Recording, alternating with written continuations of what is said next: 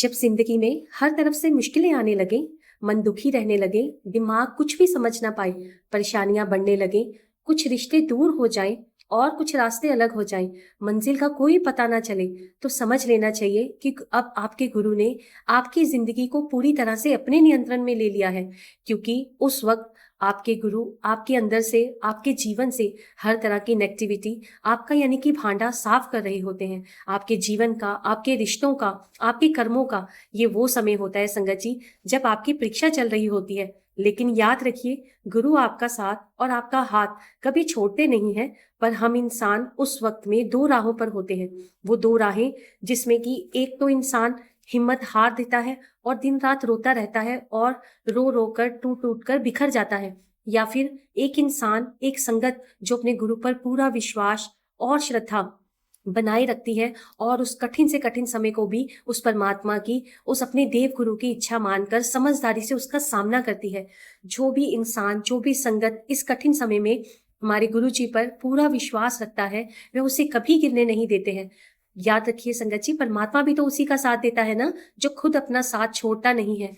हर समय रोते रहने से ना ही तो भगवान पास आते हैं और ना ही हमें कोई समाधान मिलता है। ऐसे में नकारात्मकता और अंधकार यही हमारे जीवन में रह जाते हैं। इसीलिए याद रखें, जब भी मुश्किल वक्त आए, अपने विश्वास को और मजबूत बना लेना चाहिए, क्योंकि हर समय एक जैसा रहता नहीं है। अगर गुरु का साथ है, उनका सानिध्य हमारे पास है, हम उनके श्री चरणों में हैं, तो अच्छा समय हमें और भी अच्छा ही लगेगा और जो बुरा समय है वो भी आसानी से बीत ही जाएगा और बीतता भी है। तो विश्वास और धैर्य और श्रद्धा बनाए रखें, जिससे कि हम हर तूफान को पार कर सकते हैं, हर बीमारी को काटा जा सकता है और बड़ी से बड़े जितनी भी परेशानियां आती हैं उनमें से, मुश्किलों में से निकला जा सकता है। तो डोलिएगा मत, टूटिएगा मत, अपने गुरु के चरणों में जुड़े रहिएगा, उन पर विश्वास बनाए रखिएगा। जय गुरु जी, जय गुरु जी संगत जी, जय गुरु जी, शुक्राना गुरु जी, शुक्राना प्यारी प्यारी संगत जी, जय गुरु जी। गुरु जी के श्री चरणों में मेरा और सारी संगत का कोटि कोटि प्रणाम। संगत के श्री चरणों में मेरा कोटि कोटि नमन। जय गुरु जी। संगत जी, आशा करती हूँ आप सब बहुत अच्छे से होंगे। गुरु महाराज की कृपा, उनका सानिध्य आपके आपके पूरे परिवार पर ऐसे ही बरसता रहे। संगत जी, दिव्य आभा का अगला सत्संग लेंगे आज। सत्संग पूरा सुनिएगा, अंत तक सुनिएगा। और संगत जी, चैनल पर अगर नए हैं, पहली बार सुन रहे हैं, तो दिव्य आभा की प्लेलिस्ट अलग से बनी हुई है। दिव्य आभा की जर्नी को आप पहले सत्संग से शुरू करके अंत तक सुन सकते हैं। और संगत जी, चैनल को सब्सक्राइब करना ना भूलें और बेल आइकन भी दबा लीजिएगा। जय गुरु जी। संगत जी, दिव्य आभा की जर्नी को बाकी संगत तक जरूर साझा कीजिएगा, वीडियो को जरूर शेयर कीजिएगा। आइए संगत जी, गुरु जी महाराज के मंत्र जाप के साथ दिव्य आभा की जर्नी को आगे बढ़ाते हैं। ओम नमः शिवाय, शिवजी सदा सहाय। ओम नमः शिवाय, गुरुजी सदा सहाय। जय गुरु जी। संगत जी, संगत जी, आज हम जिनका सत्संग सुनने जा रहे हैं, मनमोहन कुकरेजा जी, जो कि जलंधर से हैं। अंकल जी कहते हैं, मैंने अपने भाई हरमिंदर सिंह को गुरु जी की अत्यधिक प्रशंसा करते हुए सुना था। 2003 में जब मैं जयपुर में रहता था, मैं अपने भाई के साथ गुरु जी की संगत में गया। वहां पर बहुत से सत्संग होते थे, जिसमें प्रत्येक वक्ता गुरु जी के गुणगान गाते हुए उनके द्वारा असंभव कार्य को भी संभव होने की बात करते थे और अपने अनुभव साझा करते थे। मेरे भीतर भी आशा की किरणें उभरी और मैंने गुरु जी से अपने दाहिने हाथ के उपचार के लिए विनती करी। वह एक दुर्घटना में क्षतिग्रस्त हो गया था। शीतकाल और कोई भी कार्य करते हुए उसमें बहुत पीड़ा बढ़ जाती थी। मुझे उनका आशीर्वाद प्राप्त हुआ और उन्होंने मुझे ताम्र लोटा लाने को कहा। संगत जी, जब मैं वह लोटा लेकर उनके सम्मुख बैठा हुआ था, मुझे अपने हाथ में तीव्र तरंगे बहने का आभास हुआ। इससे उसमें तुरंत ही शक्ति आई और मैं उसे बिना पीड़ा के हिला सका। मुझे बहुत यात्राएं करनी पड़ती हैं, अक्सर मेरी दुर्घटनाएं हो जाती थी, परंतु गुरु जी के दर्शन होने के बाद मुझे सुरक्षा का अनुभव रहा है। एक बार रात को अजमेर से जयपुर आते हुए मैं कार की पिछली सीट पर विश्राम कर रहा था संगत जी। अचानक मुझे किसी ने झिंझोड़ कर जगाया और मैंने चिल्लाकर वाहन चालक को कहा कि आगे मार्ग पर ट्रक खड़ा हुआ है। उसने तुरंत ब्रेक लगाई और दुर्घटना होते होते बची। मुझे आभास हुआ कि उस समय गुरुजी ने ही मुझे झपकी से जगाया था। जय गुरु जी, मैं उनका बहुत शुक्राना करता हूँ। मुझे प्रतीत होता है कि गुरु जी ने मुझे आशीर्वाद के साथ साथ प्रसन्नता और शांति भी दी है। मेरा मन बहुत प्रसन्नचित रहता है। मैं कृतज्ञ हूँ कि अब गुरु जी ने मुझे प्रतिदिन जालंधर में उनके मंदिर में आज्ञा दी हुई है आने की। जय गुरु जी, शुक्राना गुरु जी। संगत जी, अगला सत्संग हम जिनका सुनने जा रहे हैं, गुरु जी की बहुत ही प्यारी संगत मुनीत जाखड़ अंकल जी हैं, जो कि चंडीगढ़ से हैं। अंकल जी कहते हैं, बचपन में जलंधर जाने पर मैं सदा अपने ननिहाल में रहता था। परिवार के सदस्य गुरुजी के दर्शन के लिए जाते थे और एक ऐसे ही अवसर पर मैंने भी उनके साथ गुरुजी के दर्शन किए। उनके मंदिर में प्रवेश करते ही वहां पर तीव्र सुगंध थी, जैसे किसी ने पूरे कक्ष में एक कोई इत्र बिखेरा हो। हम बैठकर भक्तों को आते हुए और गुरुजी का आशीर्वाद लेते हुए देखते रहे। उसके पश्चात उन्होंने एक जल को अपनी माला से अभिमंत्रित किया और हमने बारी बारी उस जल को ग्रहण किया। उस जल में से एक विशेष महक आती थी संगत जी। बच्चे होते हुए भी हम बिना दंगा या छेड़खानी किए हुए एक स्थान पर बैठे रहते थे। मेरे पिता एक ईश्वर के अतिरिक्त किसी को मानते ही नहीं थे। उन्होंने मेरी माँ को गुरुजी के पास जाने के लिए मना कर दिया था, क्योंकि यह उन्हें पसंद नहीं था। अतः हमने गुरुजी के पास जाना बंद कर दिया। कोई 8 वर्ष के लिए हम गुरुजी के पास नहीं जा सके, पर हमारे अन्य संबंधी उनके पास जाते रहे। गुरुजी उनको हमें उनके पास लाने के लिए कहते थे। फिर गुरुजी कुछ वक्त के उपरांत दिल्ली चले गए। संगत जी, 2003 में मैं अपने MBA के लिए दिल्ली आ गया। मुझे नशे की लत पड़ गई। मैं अकेला रहता था और मद्यपान करना अच्छा लगता था। अपने अभिभावकों को कहने पर मैंने अपने यकृत का परीक्षण करवाया। यह परीक्षण पहले भी करवाया था और परिणाम अशुभ होते हुए भी मैंने उनकी अवहेलना कर दी थी। स्वस्थ मनुष्य का परिणाम 40 IU प्रति लीटर होना चाहिए। मेरा 347 था। स्पष्ट था कि अगर मैंने शराब पीना नहीं छोड़ा तो मुझे यकृत का सूत्रण रोग होने की पूर्ण संभावना थी, जो निश्चित रूप से घातक होना ही सिद्ध था। मेरी माँ मेरे साथ रह रही थी। हम वसंत कुंज से द्वारका मकान बदल कर रह रहे थे और वह मेरी सहायता करने आई थी। मेरी माँ धार्मिक प्रवृत्ति की थी और नियमित रूप से गुरुजी के पास जाकर उनकी कृपा और मेरे स्वास्थ्य के लिए प्रार्थना करती थी। एक दिन गुरुजी ने उन्हें बताया कि उनकी संतान को बहुत बड़ा कष्ट है और उन्हें मुझे लाने के लिए कहा। संगत जी, मैं गुरुजी के पास गया। मेरे पिताजी को ये पता नहीं था, हमने उन्हें नहीं बताया। हर संध्या को मैं सीधा उनकी संगत में जाकर चाय और लंगर ग्रहण करके वापिस आया करता था। कुछ भक्त सत्संग सुनाते थे कि कैसे गुरुजी ने उनके कष्ट दूर किए। वहां पर कई ऐसे अनुयायी थे जिनको हृदय रोग, कैंसर और धन के अभाव से मुक्ति प्राप्त हुई थी और अब वे बहुत प्रसन्न थे। गुरुजी ने माँ को 10 दिन तक लगातार आने के लिए कहा। मेरे लिए ताम्र लोटा भी मंगाया, जिसे उन्होंने अभिमंत्रित किया और मैंने उसमें से जल पिया। उनके पास बैठे हुए मेरे मन में केवल उनके आशीर्वाद का ही विचार रहता था कि कैसे गुरुजी महाराज का आशीर्वाद प्राप्त किया जाए। संगत जी, इन्हीं दिनों मैंने एक अन्य चिकित्सक से भी परामर्श लिया। मेरे एक मित्र ने उसके बारे में मुझे बताया था। मेरे मित्र को भी यही रोग था और वह मेरे जैसी ही मेडिसिन ले रहा था। 4 मास के बाद भी इसका उपचार पूरा नहीं हुआ था। एक दिन गुरुजी ने मेरी माँ को कहा कि अब मैं पूरी तरह स्वस्थ हो गया हूँ और उन्हें चिंता करने की कोई भी आवश्यकता नहीं है। मुझे पुनः सब टेस्ट करवाने को कहा। जब मेरे परीक्षण हुए तो परिणाम 40 IU प्रति लीटर आया, जो कि बहुत सामान्य था। मैं समझ ही नहीं पाया कि यह चमत्कार हुआ तो हुआ कैसे। मैंने गुरुजी को उनके आशीष के लिए धन्यवाद देना चाहा तो उन्होंने मेरे से प्रश्न किया कि क्या मैंने टेस्ट करवा लिए थे, और मैंने हामी भरी। वह बोले, ठीक है, जा ऐश कर। मेरी माँ और मैंने उनके चरण स्पर्श किए और हृदय से उनको मुझे जीवन दान देने के लिए और मुझे लंबी आयु प्रदान करने के लिए, मेरा रोग दूर करने के लिए धन्यवाद दिए। गुरुजी को कोटि कोटि धन्यवाद है, हजारों लाखों करोड़ों धन्यवाद हैं। जय गुरुजी।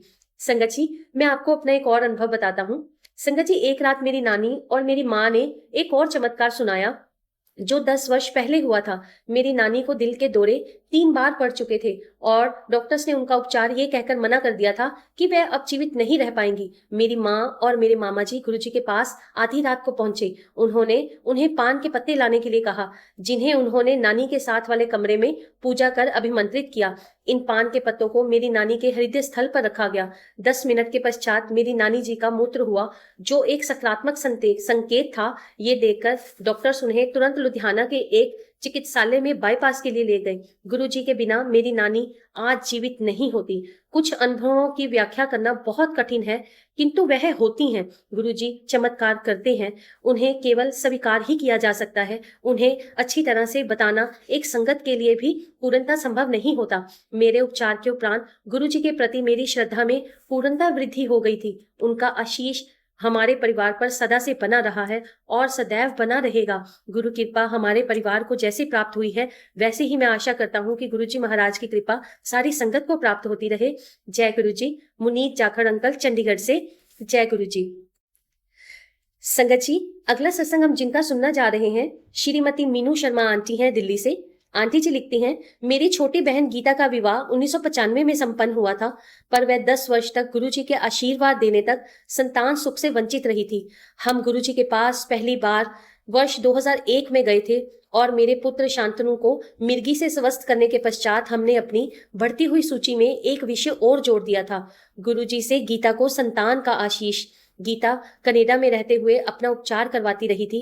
पिछले 5 साल से भारत में भी वह अपना उपचार करवा रही थी। गुरुजी ने मेरे द्वारा उसे कहलवाया कि वह प्रत्येक सोमवार को व्रत रखना आरंभ करे और यदि कोई फल खाना छोड़ सकती है तो वो ऐसा कर दे। मैंने गीता को गुरुजी के निर्देश बताए तो उसने अमरूद खाने छोड़ दिए, जो उसे पसंद भी नहीं थे। कुछ ही महीनों में गीता ने गर्भ धारण कर लिया।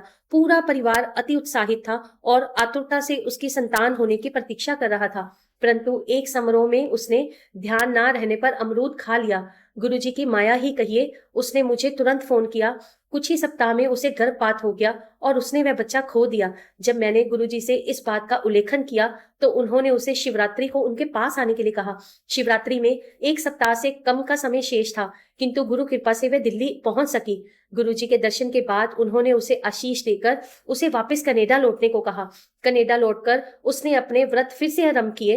1 वर्ष बीत गया। 2005 में एक दिन जब हम बड़े मंदिर में थे, उन्होंने मुझसे पूछा कि क्या मेरे पास गीता का कोई चित्र है, क्या मेरे पास गीता की कोई फोटो है। क्योंकि उस समय मेरे पास गीता की कोई पिक्चर नहीं थी, उन्होंने मुझे उसका एक चित्र मंदिर आते हुए सदा साथ रखने का निर्देश दिया। गुरुजी के साथ उस वार्तालाप के 1 माह पश्चात गीता ने मुझे फोन पर बताया कि उसे फिर गर्भवती होने का आभास हुआ है, पर निश्चित रूप से चिकित्सक के परीक्षण के बाद ही बता पाएगी। डॉक्टर्स ने उसके गर्भ धारण करने की बात स्पष्ट कर दी थी और उसने 22 मई को एक स्वस्थ बालक को जन्म दिया। ये गुरुजी की कृपा से ही संभव था, क्योंकि डॉक्टर्स में ऐसे कोई भी उपाय शेष नहीं था जो कि गीता ने ना किया हो। ये गुरुजी की जीवन और मृत्यु को नियंत्रित करने की अद्भुत प्रतिभा को ही दर्शाता है। जय गुरुजी। गुरुजी महाराज का लख लख शुक्राना, लख लख शुक्राना। संगत जी, जब भी आपको गुरुजी महाराज का कोई भी ऐसा सत्संग मिलता है जहां पर पुरानी संगत के माध्यम से, जहां पर सत्संग के माध्यम से आपको गुरुजी महाराज आपकी जरूरत में आपको क्या करना चाहिए, आपकी मुश्किल को कैसे काटने का आपको कोई उपाय मिलता है, या फिर संगत जी आपको आपके सवालों के जवाब मिलते हैं जो आपने अपने परमेश्वर से किए होते हैं, तो आप जब उन सवालों के जवाबों को सुनते हैं तो बड़ी श्रद्धा, बड़ी प्रेम पूर्वक सुना करें।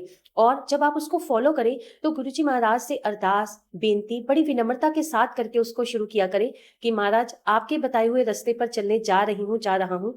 मुझसे कोई भी गलती होने की संभावना जो बनी ही रहती है, प्लीज आपके श्री चरणों में यही अरदास है कि मुझसे वो गलती ना हो। अगर कोई भूल मुझसे हो भी जाए तो आप मुझे और मेरे परिवार को क्षमा कीजिएगा, क्योंकि संगत जी हम इंसान हैं और हम गलती कर करके ही सीखते हैं।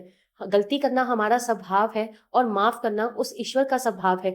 परंतु अगर हमने सत्संग के माध्यम से जो जवाब गुरुजी महाराज हमें देते हैं, जो हमें सत्संग के माध्यम से सुनने को मिलता है कि हमारे जीवन में ये प्रॉब्लम है और हमें ऐसा इस चीज को फॉलो करना चाहिए, तो मुझे लगता है कि हमें गलती की संभावना उसमें नहीं करनी चाहिए। आप उस सत्संग को बहुत अच्छे से सुने। एक बार नहीं समझ में आए उसको 2 बार सुने। सत्संग सुन करके आपको ये भी समझ में आ जाता है कि वो जवाब आपके लिए है भी या नहीं, जो उसमें बताया जा रहा है वो सही भी है या फिर वो मनगढ़ंत कोई कहानी है। तो संगत जी, आज के सत्संग के माध्यम से आप सबको आपके कई सवालों के जवाब मिले होंगे, जिनकी गोद अभी भी सुनी है। आपको भी गुरुजी महाराज ने जो इशारा दिया है आप उसको फॉलो करें, कोशिश करें कि आप उसमें कोई भी गलती ना करें। और संगत जी, गुरुजी महाराज आपको, गुरुजी महाराज के जो द्वारा आपको संकेत मिलते हैं, जो सुझाव मिलते हैं सत्संग में, जो भी आपको सुनने को मिलता है, संगत जी आप उसको किसी भी तरह के उपाय ना समझ करके, आप उसको किसी भी तरह के लाइक जैसे आपको एस्ट्रोलॉजर, पंडित ये वो सब बताते हैं,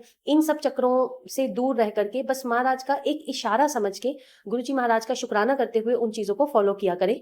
संगत जी, आइए सांझे मंत्र जाप के साथ आज के सत्संग को विराम करेंगे। और संगत जी, कल दिव्य आभा का अगला सत्संग अपलोड होगा, तो प्लीज आप दिव्य आभा की जर्नी में बने रहें।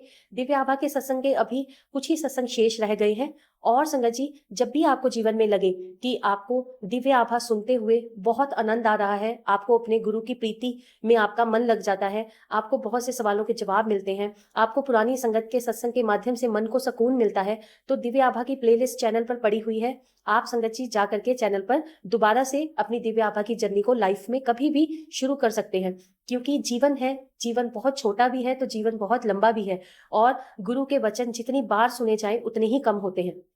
तो संगत जी, इसी के साथ सांझा मंत्र जाप करते हुए हम आज के सत्संग को विराम करेंगे। आइए संगत जी मंत्र जाप करेंगे। ओम नमः शिवाय, शिवजी सदा सहाय। ओम नमः शिवाय, गुरुजी सदा सहाय। ओम नमः शिवाय, शिवजी सदा सहाय। ओम नमः शिवाय, गुरुजी सदा सहाय। ओम नमः शिवाय, शिवजी सदा सहाय। ओम नमः शिवाय। गुरुजी महाराज सारी संगत के हर पल, हर दिन, हर रात, हर वेले अंग संग होके सदा ही सहाय। जय गुरुजी, शुक्राना गुरुजी, शुक्राना प्यारी प्यारी संगत जी, जय गुरुजी।